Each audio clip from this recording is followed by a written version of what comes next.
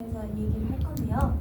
지금 제 앞에 있는 게 지금 영어로 돼 있어가지고 같이 이렇게 동시에 제가 머리로 번역을 해야 돼가지고 말을 조금 느리게 할 수도 있어요.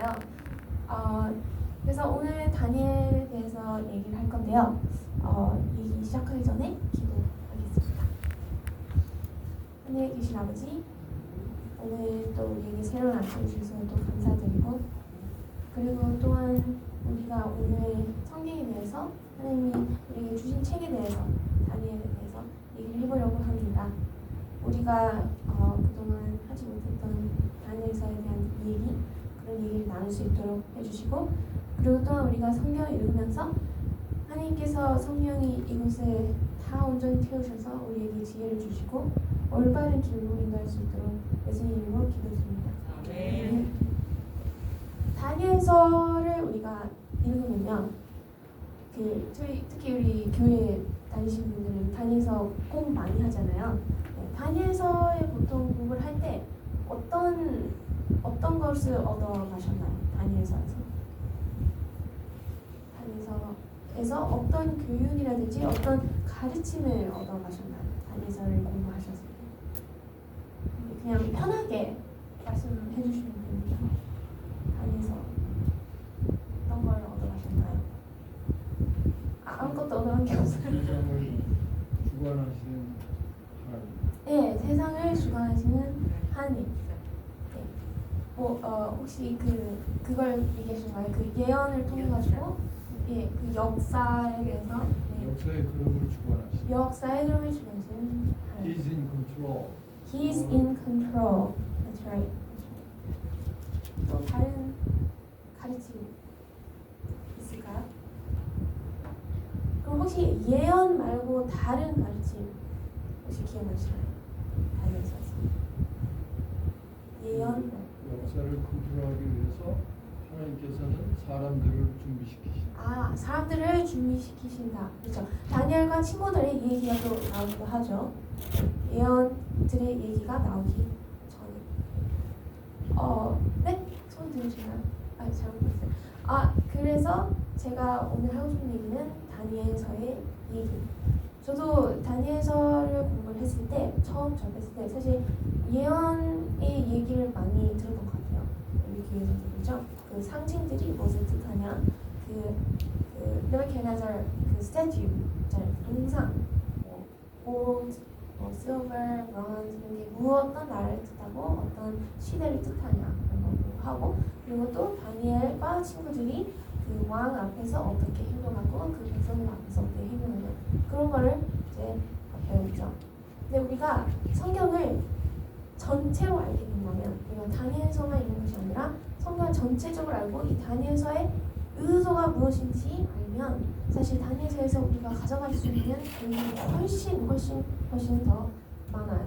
그래서 교훈이 정말 여러 가지가 있지만 오늘은 몇 개를 꼭 집어서 얘기를 해보겠습니다. 그래서 다니엘의 그 임무가 무엇이었을까요? 바빌론에서 하나님이 다니엘이 주신 빈무, 그것이 무엇이었을까요? 하나님을 증거하는 witness. 그렇죠. 맞으셨어요. 근데 왜 다니엘을 이용하셨을까요?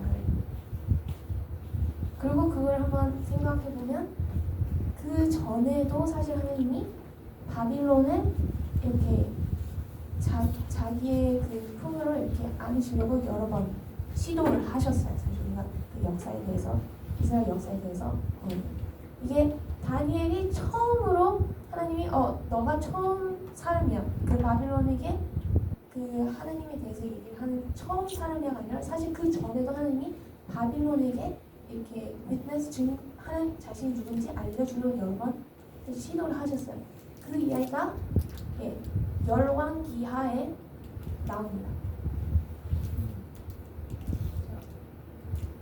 아실 분들은 아실 수도 있어요. 자, 열왕기하 몇 절부터 읽어볼까요? 자, 그러면 1절부터 같이 읽어보겠습니다. 이때 히스기야 왕이 병들어 죽게 되었다. 그래서 아모스의 아들 예언자 이사야가 그에게 가서 이렇게 말하였다. 여호와께서는 왕이 회복되지 못할 것이므로 모든 것을 정리하고 죽을 준비를 하라고 말씀하셨습니다. 그러자 히스가야는 얼굴을 벽 쪽으로 돌리고 여호와여, 내가 마음을 다하여 주를 성실하게 섬긴 일과 내가 주 앞에서 선하게 살려고 했던 것을 기억하소서 하며 기도하며 크게 통곡하였다.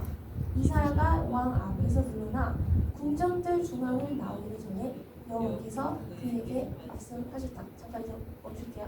아직 읽을 것이 많아가지고. 그래서 이 히스가야 왕이 이스라엘 왕이었죠. 그렇죠? 근데 이 사람이 병들어 죽게 되었어요.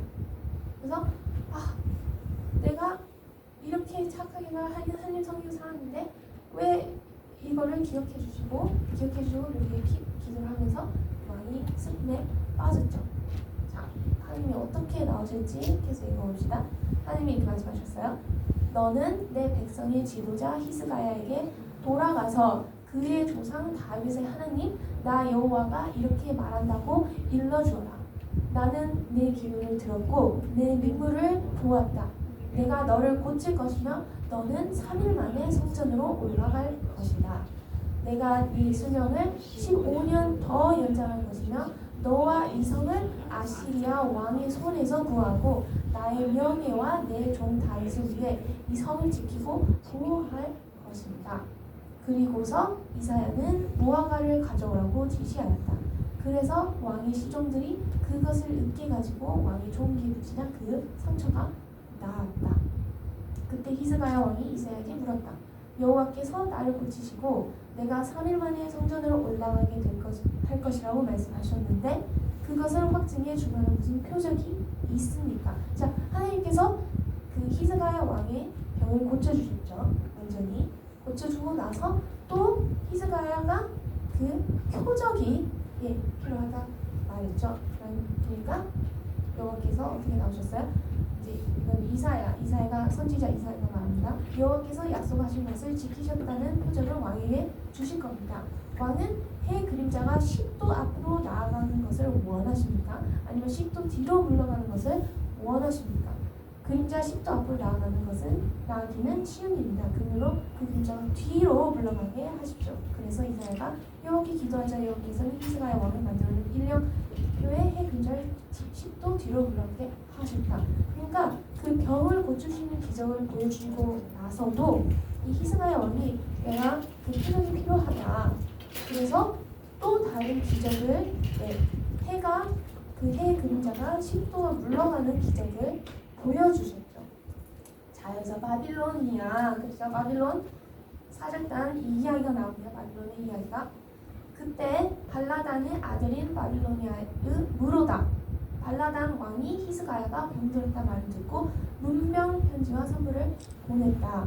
히스가야는 문병원 사절들을 환영하고 그들에게 자기 창고에 있는 은과 금과 향품과 갇힌 기름과 그리고 무기고 있는 모든 것들을 다 보여주었으며 궁정과 나라 안에 있는 소중한 것을 보여주지 않은 것이 하나도 없었다. 자, 이 바빌론 그때 당시의 왕이 발라단 왕. 그렇죠? 근데 이분이 히스가야가 병들었다는 말을 듣고 그 편지와 선물을 보내는 사절단을 보냈죠. 문명하는 강도죠. 그렇죠? 근데 히스가야는 이분들을 굉장히 환영시키고 자기가 있는 모든 부를 보여주죠. 하나도 빠짐없이 내가 이렇게 풍요롭게 살고 있고 이런 멋진 것을 살고 있다. 그래서 금과 향품과 기름 이런 것을 다 보여줬죠. 그러자 예언자 이사야가 가서 물었어요. 이 사람들이 왕에게 무슨 말을 하였으면 또 이들은 어디서 왔습니까? 그들은 먼 나라 바빌로니아에서 왔습니다. 그들이 궁전에서 무엇을 보였습니까? 자, 이렇게 딱 설명을 하죠. 그러자 이사야가 이렇게 말을 합니다. 왕은 여호와의 말씀을 들으십시오. 여호와께서는 왕의 조상들이 오늘날까지 궁정 창고에 쌓아둔 그 모든 것이 바빌로나로 옮겨지고 하나도 남지 않을 것이며 또 왕의 아들 중 몇 사람이 끌려가 바빌로나 왕의 궁전에서 내시가 될 것이라고 말씀하셨습니다. 그러자 히스가야 왕은 적어도 자기 시대에 평화와 만족이 있을 것을 알고 당신이 말한 여호와 말씀이 다 좋습니다라고 답합니다. 자, 여기까지 할게요. 자, 여기서 무슨 말이냐면요. 이스야가 그 사절단 바빌로나에서 사절단이 왔는데 너는 뭘 했어? 그러니까 왕이 내가 가지고 있는 모든 것을 보여줬어. 근데 이스야에는 뭐라고 했죠? 약간 저주를 했죠. 너가 가지고 있는 모든 것들이 바빌론을 옮겨줄 것이야. 그리고 너의 자손들이 바빌론에 가서 내시가 될 것이야. 뭐 이렇게 저주를 하죠. 왜 이런 저주의 말을 했을까요? 이사야가. 한번 생각해보면 왜 이렇게 반응했을까요? 자, 우리가 하나님이 이 헤zekiah 이름은 히스가야 왕에게 두 개의 기적을 보여주죠. 병을 고쳐주시고 그리고 또 해의 그림자가 10도로 뒤에 물어나요. 이 두 기적을 보여주셨는데 히스가야 왕은 이 사절단이 바빌론에 사진에 왔을 때 어떻게 했어요? 하나님의 기적에 대해서 그렇죠. 얘기하지 않고 자기 자랑만 했죠. 맞죠? 자기 자랑만 했어요. 이 얼마나 완벽한 그 witness opportunity예요. 하나님에 대해서 막 얘기하고 그럴 기회가 있었는데 그리고 이때 당시에 바빌로나는 어떤 신을 섬겼어요? 해의 신을 섬겼어요. 바빌로나. 근데 해가 움직였어요. 기적적으로. 하나님은 완전히 이 바빌론에게 이 왕이 그 선교를 할 수 있도록 딱 그걸 짜줬어요. 판을 딱 짜줬단 말이에요. 근데 그 판을 짜준 것을 아예 그냥 쓰레기통에 버리고 자기 자랑한 거죠. 그러니까 이 저주를 받은 거예요. 그리고 이 저주의 이거의 그 결과가 그래서 다니엘이 바빌론에 간 것이죠. 그 다니엘과 친구들이 왕의 조상이라는 어디죠? 예. 아들 중에 몇 살이 그녀가 바빌론의 왕의 군대에 가서 4시간 이게 그 다니엘과 친구들 consequence. 이 다니엘과 친구들이 맞은 consequence 이 히스가야 왕 때문에 바빌론으로 끌려간 것이에요. 자, 이 이야기를 알고 다니엘서를 읽어보면 다니엘서가 좀 다르게 느껴져요. 그렇죠? 그래서 사실은 하나님은 다니엘에게 미션을 주신 거예요. 히스가야 왕이 못했던 거는 내가 너를 통해서 할 것이다. 그래서 이 다니엘이 사실 중심이 되는 얘기가 아니라 그 바빌론의 왕이 중심이 되는 얘기가 다니엘서예요. 특히 초반에. 그래서 하나님은 바빌론을 품고 싶었어요. 바빌론에게 reach out 하고 싶으셨어요. 그렇죠?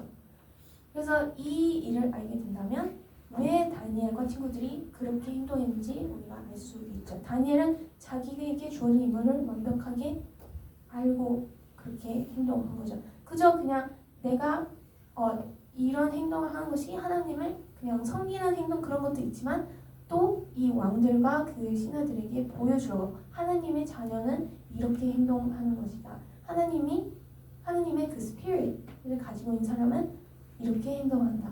라는 걸 보여주기 위해서도 그래서 그 왕의 음식과 포도주를 마시지 않았고 그리고 또한 그 큰 스태츄에게 이렇게 나단하지 않았고 그리고 또한 기도도 되게 오픈하게 했죠.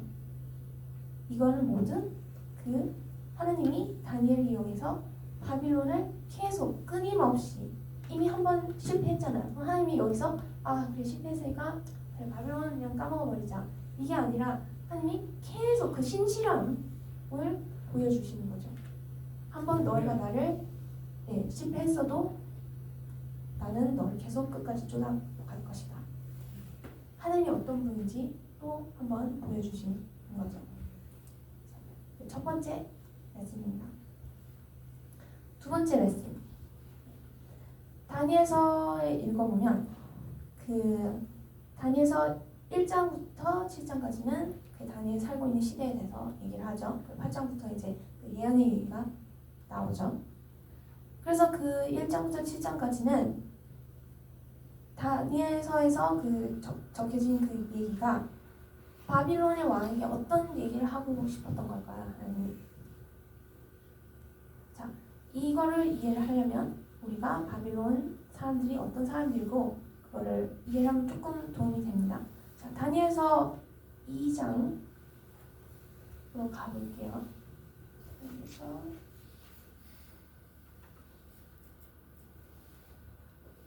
2장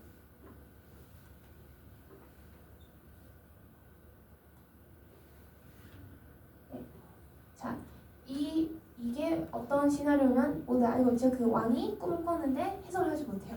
그죠? 이제 해석가를 다 불렀는데 해석을 못했어요. 그래서 21절에서 이 말이 나와요. 대왕께서 물으신 것은 너무 어려워서 신이 아니면 그것을 왕께 말할 자가 아무도 없으며 또 그런 신은 사람 가운데 살지도 않습니다. 그러니까 우리가 사실 그 바빌론의 문화를 알지 못해도 여기서 이 바빌론 사람들이 섬겼던 신은 어떤 신인지 우리가 알 수 있어요. 바빌론이 섬겼던 신은 어떤 신이죠? 사람 가운데 살지도 않습니다. 그러니까 사람 가운데 사는 신, 예, 사람 가운데 살지 않는 신. 근데 우리 하나님은 어떤 분이세요? 사람 가운데 사는 신이세요. 그렇죠?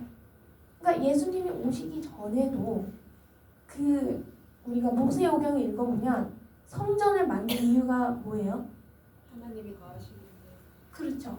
그 사람들 속에서 계시기 위해서. 그래서 성전을 세우라고 하셨죠. 그래서 이게 대비가 되잖아요. 바빌론의 신들과 그 히브리와 그 이스라엘 하나님. 이 대비를 보여주죠. 이스라엘의 하나님은 다르다. 그러니까 이때 바빌론의 신들은 그러니까 인간이 뭘 하든 관심이 없는 거예요. 근데 하나님은 인간의 그에 굉장히 관심을 가지고 계속 인간과 관계를 가지려 이어나가려 하고 노력하시는 신이라는 걸 다니엘은 보여준 거예요.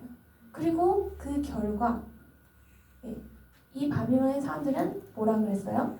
나중에 이제 쭉 읽어다 보면 다니엘서 4장 8절에 이런 얘기가 나옵니다. 또 다니엘서 5장 14절에도 이런 얘기가 나옵니다. 4장으로 한번 가볼게요. 4장 8절.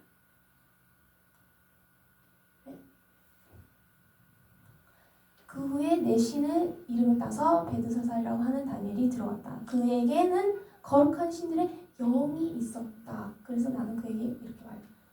다니엘을 보고 거룩한 신들의 영이 있었다고 해요. 그러니까 이 다니엘 믿는 신은 이 신은 사람들 사이에 있는 신이구나. 그것도 그냥 사람들 사이만 있는 게 아니라 그 안에 영이 있다고 그걸 보여줬어요. 다니엘. 그걸 통해서 또 다니엘 한 번 더 하나님 통해서 그 인물을 마주를 했던 것이죠. 자, 이게 두 번째 레슨입니다. 자, 세 번째 레슨은 이 하나님이 그 왕에게 바빌론의 왕에게 그 꿈을 보여주셨잖아요. 이 느부갓네살 왕에게 한국말은 좀 어렵네요. 영어로 네부갓네살인데 느부갓네살 왕에게 그 꿈을 보여주셨잖아요. 이 꿈의 의도가 무엇일까요? 이 꿈의 의도가 무엇일까요? 당연히 하나님이 모든 역사를 이끌어 산다. 그 의도죠. 근데 그 의도는 우리가 나중에 역사를 돌아본 사람들만 사실 알 수 있잖아요. 증거가 없잖아요. 진짜 이렇게 될 거라는 거. 아직은 이때 사람들은 모르잖아요. 그렇죠? 이건 이제 우리가 현재 시점에서 역사가 진짜 하나님 말씀하신 대로 됐구나. 그 시점에서 정말 하나님이 이거를 다 컨트롤하고 계시구나. 그걸 깨달을 수 있는. 근데 이때 사람들은 그거를 알 수 없잖아요. 그렇지만 왕에게 이 dream 꿈을 주셨잖아요. 꿈을 꾸게 해주셨잖아요. 그래서 이때 시대에 살았던 사람들에게는 어떤 교훈이 있었을까요? 이 꿈을 통해서 어떤 교훈이 있었을까요? 자, 힌트는 2장에서 나옵니다. 2장 44절.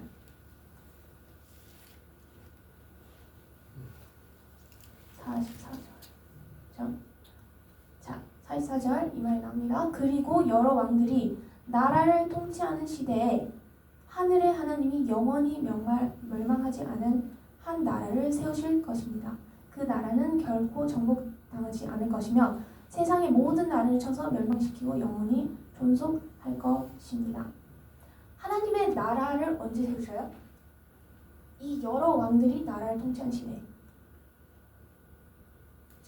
그러니까 하나님은 지금 바빌론 왕에게 그 초대장을 건네시는 거예요. 너가 내 사람이 될 수 있어. 먼 미래가 아니라 지금 당장. 지금 당장 나를 믿어라. 너가 가지고 있는 모든 것이 쉽게 무너질 것이야. 그렇지만 내가 세우는 그 나라는 그렇게 쉽게 무너지지 않을 것이야. 그 말씀하고 계시네요. 이때 이게 미래에 일어나는 일이 아니라 그러니까 하늘 나라가 언제 만들어져 그거를 논하는 게 아니라요.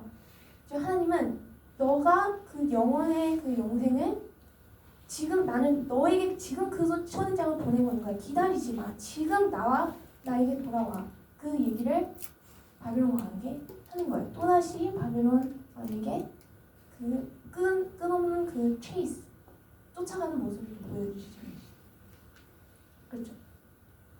근데 이 말씀이 여기서만 나오는 게 아니라 사실 성경 전체에 이 얘기가 나와요. 예수님도 항상 이 얘기를 하셨어요.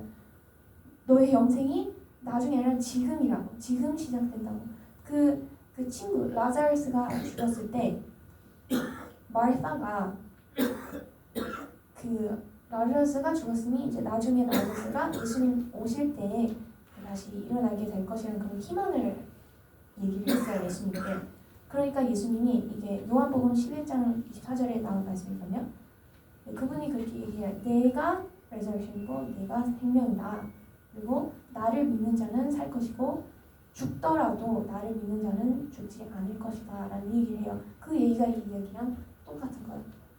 그 영생은 지금 시작될 수 있어. 아멘. 그 얘기를 하시는 거예요. 그리고 또한 사도 바울도 똑같은 말을 또 해요. 그러니까 너가 죽을 때까지 기다린 것이 아니라 지금 나와 손을 잡자. 나를 다시 믿어주겠니 지금. 그 말씀을 하시는 거예요. 자, 시간이 조금 있네요. 다음 레슨으로 넘어가겠습니다. 다음 레슨. 이거는 조금 흥미로워요. 저는 이거 처음 봤을 때 이렇게 생각해보지 않았는데 라고 생각했어요. 자, 세 번째 레슨은 율법을 지키는 것과 율법을 순종하는 것의 차이예요. 네, 우리가 보통 율법을 생각할 때 또는 이렇게 십계명을 생각할 때 순종해야 된다고 생각을 해요. 그러니까 순종이란 뜻이 무엇이냐면요. 그 행동의 결과잖아요. 순종 이렇게 하라고 하면 그대로 행동하는 것. 그게 순종이잖아요. 근데 예수님은 뭐라고 하셨어요? 나를 사랑하면 계명을 지킬 것이다. 지킬 것이다. 내 계명을 순종할 것이다 아니라 지킬 것이다. 라고 이거를 이제 하면 keep versus obey. 근데 이게 그 오리지널 그 성경 그 언어를 보면요. 히브리어 있고 그리스어 있잖아요. 그것도 사실 순종과 지키는 것의 그 단어가 달라요. 단어가 달라요. keep 지키는 것은 히브리어로 샤마 그리고 그리스어로는 테레오라고 하고 그다음에 순종하는 것은 obey 영어로는 obey 히브리어는 샤마 이제 끝에 r이 안 붙어요. 그리고 그리스어는 히파쿠어 약간 단어가 달라요. 우리가 보통 율법을 생각할 때 순종과 지키는 것의 차이를 잘 몰라요. 근데 이 다니엘서에서는 사실 그 순종과 지킴의 차이를 정확하게 보여줘요. 어떻게 보여주냐? 자, 일단 그 단어에 대해서 얘기를 해봅시다. 지키는 것은 이 오리지널 히브리어 이것을 해석해 보면 지킨다는 뜻은 우리가 보호하고 보존시키고 이거를 중요하게 생각하고 그다음에 또한 기억한다는 뜻을 해요. 그죠? 그 마음가짐을 이 얘기하는 거죠. 그죠? 그리고 순종의 뜻은 말한 대로 행동하는 것. 말한 대로 지키나라는 좀 헷갈리긴 해. 말한 대로 이렇게 행동을 실천하는 것. 그걸 순종이라고 해요. 근데 하나님은 너가 나를 사랑한다면 내 계명을 지킬 것이다. 너가 나를 사랑한다면 내 율법을 보호하고 내 율법을 보존시키고 내 율법을 중요하게 여기고 기억할 것이다. 그 뜻이에요. 이렇게 생각하면 우리가 율법에 대한 태도가 조금 달라질 수가 있었어요. 그 엠퍼시스는 지키는 것에 있죠. 순종하는 것이 아니라 지키면 순종하는 따라올 수밖에 없어요. 그죠? 근데 어쩔 때는 이 순종하는 이 행동하는 게 어려울 때도 있어요. 우리가 다니엘의 그 인생을 보면 정확하게 알 수 있죠. 자, 모세오경에 나온 율법에 4가지 계명이 있어요. 첫 번째는 그 한국말로 뭐라 하는지 civil law 그 나라의 법, 이스라엘 나라의 법. 예를 들어 누가 뭘 훔치면 어떻게 해야 되고, 누가 뭐 얼마를 빌리면 어떻게 해야 되고, 그 율법이 나오죠. 그걸 civil law, 그 나라의 헌법, 그렇죠? 그 다음에 두 번째 10계명, 윤리적인 법, 그렇죠? 사람으로서 어떻게 살아가야 할지의 그런 율법이 계명이 나오죠. 그 세 번째 건강법, 무엇을 먹어야 되고 무엇을 먹지 말아야 되고 이렇게 어떻게 자신을 깨끗하게 가꾸고 그런 법이 나오죠. 그리고 네 번째 그 sanctuary law, 성전의 법, 어떻게 그 동물을 이렇게 하나님께 바치고 어떻게 성전을 이렇게 유지를 하고 그거에 대한 법이나 이 4가지 법이 모세오경에 나와요. 우리는 이 법을 하나님 지키라고 하셨어요. 순종하라고 하지 아니고 지키라고 하셨어요. 그리고 다니엘은 이 4가지 법을 순종하지 않았어요. 순종하지 않고 지켰어요. 자, 이거를 우리가 한번 자세히 들여다볼 거예요. 다니엘이 살던 시대에는 예루살렘이 없었잖아요. 그죠? 성전이 없었고요. 그렇게 되면 이거를 모든 것을 순종하는 것이 어느 정도 한계가 있어요. 그죠? 그리고 우리가 이 4가지 법을 들여다보면 어떤 법들은 그 지리적인 한계가 있고 시간적인 한계도 있어요. 자, 첫 번째로 성전 율법, 성전 계명들. 이거는 지리적인 한계와 시간적인 한계가 있어요. 이 성전의 율법을 지키려면 성전이 있어야 돼요. 성전이 없는데 어떻게 이거를 순종하죠? 그죠? 근데 다니엘이 있었을 때 성전이 있었어요? 없었어요? 없었어요. 그럼 다니엘은 그 율법을 순종했을까요? 못했어요. 예, 못했어요. 그렇다 해서 다니엘이 죄를 지었다고 우리가 하나님 순종하지 않았다고 단정 지을 수 있나요? 아니에요. 왜냐하면 다니엘은 그 율법을 순종하지 못해도 지켰어요. 어떻게 지켰어요? 매일 기도를 드렸죠. 그 성전에 대한 생각을 하고 그 성전을 생각해서 어떻게 하나님이 그 죄를 씻겨주실 거란 그 생각을 매일 하고 기도하고 그리고 또 하나님께 기도를 드렸죠. 제발 예루살렘을 다시 그 성전을 다시 세워달라는 그런 기도를 매일 올렸죠. 그러니까 얼만큼 다니엘이 그 성전의 율법을 중요하게 여기고 마음을 지키고 보존하려는 그런 모습이 보였죠. 다니엘은 그 율법을 지킨 거예요. 순종하지 못했지만 지켰어요. 왜냐하면 그 지리적인 그 한계와 그죠. 그리고 또 시간적인 한계도 있죠. 우리는 그 더 이상 성전의 법을 순종하지 않아도 되잖아요. 왜냐면 예수님 오셔서 모든 것을 다 fulfill했기 때문에, 그렇죠? 성취하셨기 때문에. 그러니까 우리 더 이상 어린 양을 죽여서 우리의 죄를 사죄하는 그런 걸 하지 않잖아요. 그렇죠?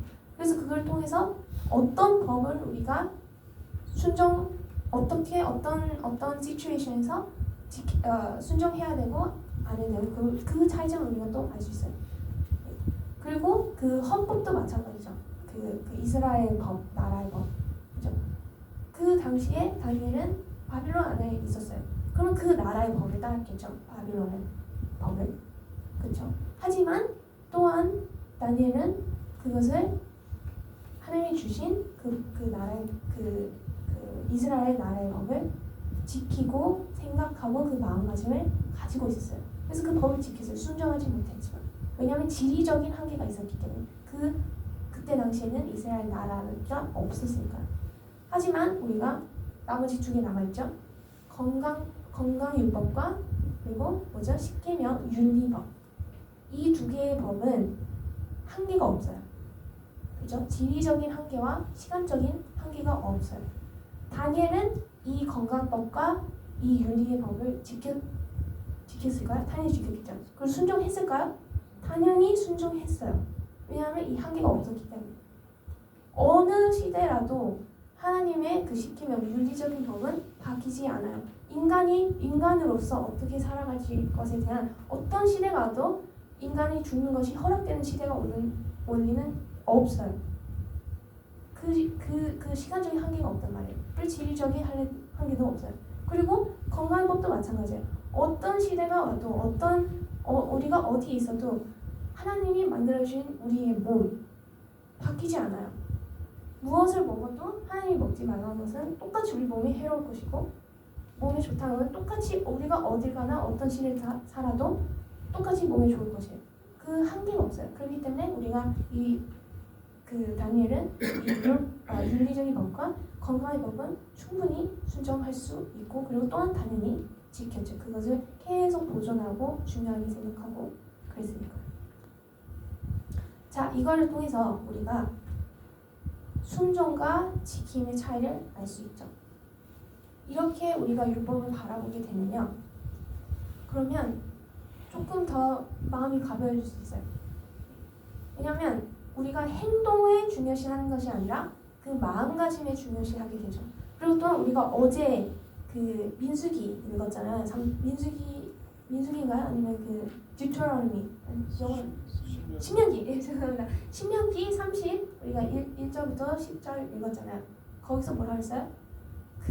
지키는 마음을 너에게 줄 것이다 라고 하셨잖아요. 그러니까 다시 또 한 번 하나님 말씀하신 거예요. 이 율법을 지키는 것은 너의 노력이 아니라 그 행동에 달린 게 아니야. 그 마음가짐 너가 그 율법을 지키고 중요하게 생각하고 보존하고 시대가 변화하면 그것을 보존하는 그것이 너가 할 것이 너가 사랑한다면 내 계명을 지킬 것이다의 말이 그 말이에요. 네, 그러면 우리에게 그 짐을 주는 것이 아니라 사실 덜어주시는 거죠. 그렇게 이해하면 율법이 훨씬 더 가볍게 느껴지기보다는 우리에 인해서 우리가 이렇게 행동을 해야 되는 것이 아니라 하나님이 우리에게 그렇게 만들 것이다. 우리에게 그런 마음을 주실 것이다. 라는 그 마음가짐이 달라지죠. 그게 다니엘서의 네 번째 레슨입니다. 마지막 레슨, 다섯 번째 레슨. 다섯 번째 레슨은 성경에는 여러 가지 내용이 나오잖아요. 뭐 가르침의 내용, 그다음에 기적에 대한 기록, 그리고 예언의 얘기가 나오죠. 우리가 그리스도인으로서 살아갈 때는요, 이 가르침에 대한 내용과 기적에 대한 내용은 남들이 얼마든지 비판할 수 있어요. 왜냐하면 성경을 믿지 않으면 그 기록된 기적들이 정말 일어난 일이냐 하고 물어보시죠. 우리가 그럼 그걸 어떻게 증명할 거예요? 증명 못 하잖아요. 가르침도 그래 그거는 너네가 그렇게 생각하는 것이지 그래서 나는 그렇게 생각 안 해. 그렇게 비판을 할 수 있어요. 그렇지만 예언은 달라요. 그죠? 증명할 수 있죠. 그죠? 증명할 수 있어요. 예수님도 그 얘기를 하셔요. 우리가 마태복음 9장